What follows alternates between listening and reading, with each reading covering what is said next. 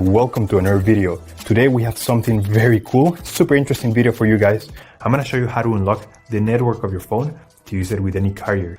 This is gonna be useful if you wanna switch providers and use your phone with any other SIM card, any other carrier in any country.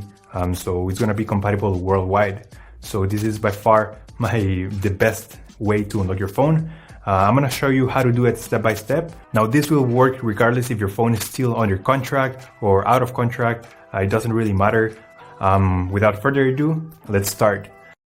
So the first thing you have to do is to get your phone's IMEI number. That's like the serial number of your cell phone. So we're gonna open the dial pad and we're gonna dial *#06#. As you will see, your IMEI number will appear in the screen. We're gonna use only the first 15 digits. So we're gonna use this number in a few seconds. Keep it somewhere close. Okay, now we're gonna switch to the computer. And in this website, we will request the unlock code to unlock this phone or any other phone you want to unlock. So we're gonna start by filling up the information here. As you can see here, there's a form. And now you just have to wait. You have to wait until they send you your unlock code. This may take 5 minutes and up to 3 or 10 business days. It depends on every brand.